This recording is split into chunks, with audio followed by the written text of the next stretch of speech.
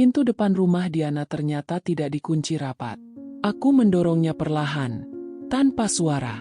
Aroma melati dan mawar yang memuakan itu kini menyengat kuat, bercampur dengan aroma alkohol. Apa sebenarnya yang terjadi? Mari kita dengarkan ceritanya dari awal. Pagi itu, udara di kompleks perumahan kami terasa berbeda.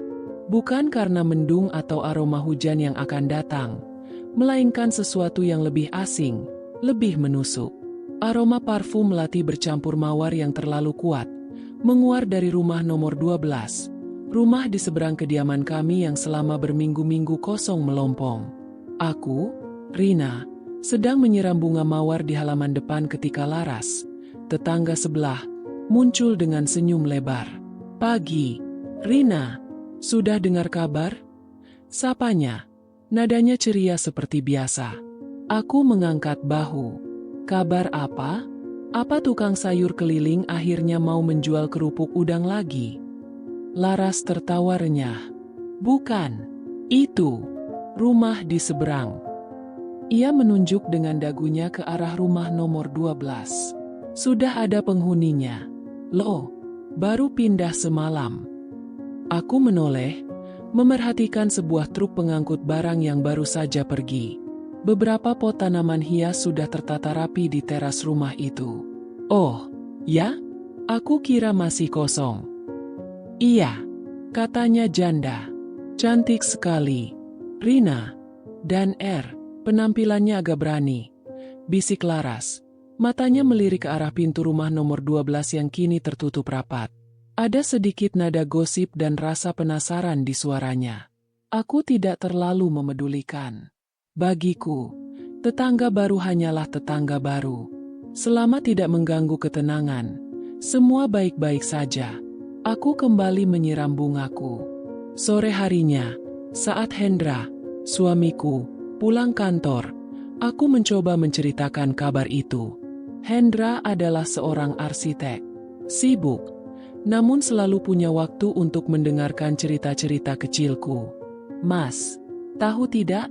Rumah di seberang sudah ada penghuninya," kataku saat ia melepas dasinya di ruang tamu. Hendra mengangguk, meletakkan tas kerjanya di sofa. "Oh, ya? Aku sempat melihat truk pindahan saat berangkat tadi pagi." "Siapa?" katanya janda. Laras bilang cantik dan penampilannya berani.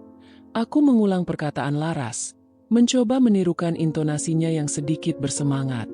Hendra hanya tersenyum tipis. "Oh, begitu. Semoga betah." "Ya." Ia lalu berjalan ke dapur, mencari segelas air dingin. Sikapnya biasa saja, tidak menunjukkan ketertarikan lebih. Aku merasa lega. Beberapa hari berlalu. Aroma parfum melati mawar itu semakin sering tercium. Kadang saat aku menjemur pakaian, kadang saat Hendra berangkat kerja, bahkan saat malam hari ketika kami sedang menonton televisi di ruang keluarga. Aroma itu seolah sudah menjadi bagian dari udara di sekitar kami. Suatu sore, aku mendengar suara Hendra berbicara di halaman depan. Aku keluar untuk melihat. Hendra sedang berdiri di depan pagar, berbincang dengan seorang wanita. Wanita itu adalah tetangga baru kami. Namanya Diana. Benar kata Laras. Diana memang cantik. Rambutnya hitam panjang tergerai, kulitnya putih bersih, dan senyumnya begitu memikat. Ia mengenakan atasan tanpa lengan berwarna merah marun yang memperlihatkan lekuk tubuhnya yang memang, seperti yang Laras katakan, montok. "Oh, Rina, kebetulan sekali." Hendra menoleh padaku, senyumnya sedikit lebih lebar dari biasanya. "Kenalkan, ini Bu Diana, tetangga baru kita. Tadi dia sedang kesulitan membuka kunci gerbang rumahnya." Diana menoleh padaku, senyumnya semakin lebar, memperlihatkan lesung pipi. "Halo, Bu Rina. Saya Diana. Maaf merepotkan Pak Hendra." "Tidak apa-apa, Bu Diana," jawabku, mencoba tersenyum ramah. Namun, ada sesuatu yang terasa mengganjal. Cara Diana menatap Hendra, dan cara Hendra menatap Diana, terasa berbeda. Ada kilat yang baru kusadari. Kilat yang selama ini hanya Hendra berikan padaku. Malam harinya, Hendra pulang kerja agak terlambat. Saat ia masuk ke kamar tidur, aku menciumnya. Bukan aroma khas keringat atau sabunnya, melainkan aroma melati bercampur mawar yang sangat kukenal. Aroma yang berasal dari rumah nomor 12. Aku menatapnya. Hendra tidak menyadarinya. Ia hanya sibuk melepas kemejanya. Ada masalah di kantor? Tanyaku, mencoba menahan gejolak di dadaku. Hendra menoleh. Tidak. Kenapa? Hanya sedikit lembur. Oh, jawabku singkat. Aku membalikan badan, memunggungi Hendra. Aku tidak ingin dia melihat ketakutan yang mulai merayap di hatiku. Ketakutan itu berbau parfum melati dan mawar. Seminggu sejak kedatangan Diana, suasana rumah kami tak lagi sama. Hendra yang biasanya langsung mencari air putih atau sekadar selonjoran di depan TV setelah pulang kerja, kini punya rutinitas baru. Ia akan menghabiskan waktu 10 menit di halaman depan, berpura-pura memeriksa ban mobil atau menyapu daun kering yang sebenarnya tidak ada. Aku tahu apa yang dia tunggu. Sore itu, aku sengaja mengamati dari balik gorden ruang tamu yang sedikit terbuka. Di seberang jalan, Diana sedang menyiram tanaman. Ia mengenakan celana pendek denim dan kaos ketat berwarna putih yang sedikit basah terkena percikan air. Dari jarak ini pun, lekuk tubuhnya terlihat begitu menonjol. "Mas, sudah sore. Mandi dulu," panggilku dari pintu depan, mencoba memecah perhatiannya. Hendra tersentak. Bahunya sedikit menegang. Ia baru saja tertangkap basah sedang menatap ke arah rumah nomor 12. "Iya, Rin. Sebentar lagi," jawabnya tanpa menoleh. Tak lama kemudian, Diana melambaikan tangan dengan gemulai. "Sore, Pak Hendra, Bu Rina," teriaknya dengan suara yang dibuat semanis mungkin. Hendra membalas lambaian itu dengan senyum yang terlalu lebar. Hatiku mencelos. Ada rasa perih yang mulai menjalar. Sebuah intuisi istri yang jarang sekali salah. Perubahan Hendra semakin menjadi-jadi. Ia mulai sering menerima telepon di teras belakang. Suaranya pelan dan penuh tawa kecil yang disembunyikan. Saat aku mendekat, ia akan segera mematikan ponselnya atau mengubah topik pembicaraan dengan gugup. Puncaknya terjadi pada suatu Sabtu malam. Hendra pamit untuk membeli rokok di minimarket depan kompleks. Namun, 1 jam berlalu, ia belum juga kembali. Aku merasa cemas dan memutuskan untuk menyusulnya. Saat aku membuka pagar rumah, aku melihat mobil Hendra terparkir bukan di depan minimarket, melainkan berhenti di depan rumah nomor 12. Mesinnya mati, namun lampu senjanya masih menyala. Aku berjalan mendekat dengan langkah pelan. Jantungku berdegup kencang hingga terasa menyakitkan.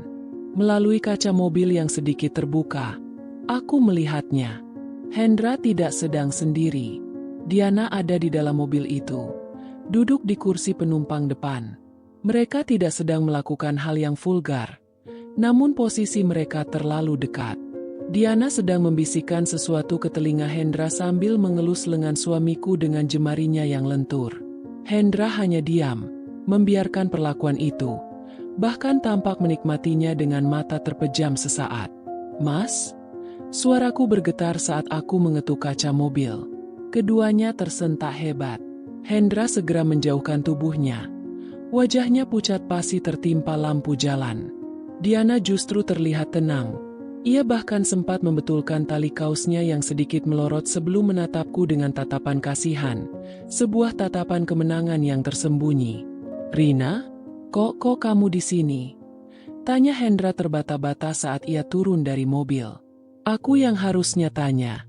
"Mas, kamu bilang mau ke minimarket," kataku. Air mata mulai menggenang di pelupuk mata. Tadi Bu Diana minta tolong diantarkan sebentar. Ada urusan darurat." "Aku cuma kasihan, Rin." Kilahnya, alasan klasik yang sangat mudah ditebak. Diana turun dari sisi lain. Ia berjalan menghampiri kami dengan langkah yang dibuat-buat lemah. "Maaf ya, Bu Rina. Saya yang salah." Saya tidak tahu kalau Pak Hendra tidak pamit dulu. Saya merasa tidak enak badan tadi. Aroma parfum melati dan mawar itu kembali menyerang indera penciumanku, lebih kuat dari sebelumnya. Aroma itu kini terasa seperti racun. Malam itu, di dalam kamar, keheningan di antara kami terasa seperti dinding beton yang tebal. Hendra tidur membelakangiku, sementara aku terjaga, mendengarkan detak jam dinding yang seolah menertawakan kebodohanku. Aku menyadari satu hal, Laras benar. Diana bukan sekadar tetangga baru yang cantik. Dia adalah ancaman nyata yang perlahan namun pasti mulai meruntuhkan fondasi rumah tanggaku yang sudah aku bangun selama 7 tahun. Dan yang paling menyakitkan adalah, suamiku seolah membiarkan pintu rumah kami terbuka lebar untuk wanita itu masuk. Malam itu, jam di dinding ruang tamu berdentang 12 kali, namun Hendra belum juga menyeberang kembali ke rumah kami. Suasana sunyi senyap, hanya menyisakan isak tangisku yang tertahan. Aku memutuskan untuk mengakhiri ketidakpastian ini. Dengan langkah gemetar, aku keluar rumah, menyeberangi aspal jalanan yang dingin menuju rumah nomor 12. Pintu depan rumah Diana ternyata tidak dikunci rapat. Aku mendorongnya perlahan, tanpa suara. Aroma melati dan mawar yang memuakan itu kini menyengat kuat, bercampur dengan aroma alkohol. Aku melangkah menuju kamar utama yang pintunya terbuka separuh. Di sana, di bawah remang lampu tidur, duniaku runtuh sepenuhnya. Hendra sedang berlutut di tepi ranjang, menggenggam tangan Diana yang berbaring dengan pakaian yang sangat minim. Mereka sedang tertawa, sebuah tawa yang intim dan penuh kemenangan. Kapan kau akan mengatakannya pada istrimu yang membosankan itu, Mas? Suara Diana terdengar manja, jemarinya membelai rahang Hendra. Hendra mengecup tangan Diana. Besok, aku sudah tidak tahan lagi melihat wajahnya yang selalu mengeluh. Aku ingin segera bebas dan memulai hidup baru bersamamu di sini. Mas. Suaraku keluar seperti bisikan hantu. Keduanya tersentak. Hendra berdiri dengan tergesa-gesa. Wajahnya berubah dari penuh gairah menjadi penuh amarah, bukan rasa bersalah. Sementara Diana hanya duduk bersandar, menarik selimut untuk menutupi tubuhnya, sambil memberikan senyum miring yang sangat tajam padaku. Rina, apa-apaan kamu masuk rumah orang tanpa izin? Bentak Hendra. Dia justru menyerangku terlebih dahulu. Rumah orang? Ini suamiku. Diana, teriakku histeris. Hendra melangkah maju, menghalangi pandanganku ke arah Diana. Sudah cukup, Rina. Karena kamu sudah tahu, lebih baik kita selesaikan sekarang. Aku tidak bisa lagi hidup dengan wanita kusam dan hambar seperti kamu. Diana memberikan semua yang tidak bisa kamu berikan. Ia menarik napas panjang. Matanya menatapku dengan kebencian yang dalam. Besok aku akan mengurus surat perceraian kita. Ambil semua barangmu, dan pergi dari rumahku. Aku memilih Diana. Aku menatap pria yang selama 7 tahun ini kupuja. Kini ia tampak seperti orang asing yang sangat jahat. Di belakangnya, Diana bangkit dari tempat tidur, berjalan mendekat, dan tanpa malu-malu memeluk pinggang Hendra dari belakang di depanku. Dengar sendiri, kan? Dia sudah bukan milikmu lagi, Rina. Ucap Diana dengan nada mengejek. Malam itu, aku pulang ke rumahku sendiri hanya untuk mengepak baju dalam tangis yang tak kunjung usai. Aku terusir dari istana yang kubangun dengan keringat dan doa, dikalahkan oleh godaan sesaat dari seberang jalan. 3 bulan kemudian, aku mendengar kabar bahwa Hendra bangkrut karena hartanya habis dikuras oleh Diana, yang ternyata adalah seorang penipu profesional yang sering berpindah-pindah kompleks untuk mencari mangsa pria beristri. Namun, bagiku, itu sudah tidak penting lagi. Aku sudah mati rasa. Suamiku telah memilih kehancurannya sendiri sejak saat ia mencium aroma parfum di udara malam itu. Tamat.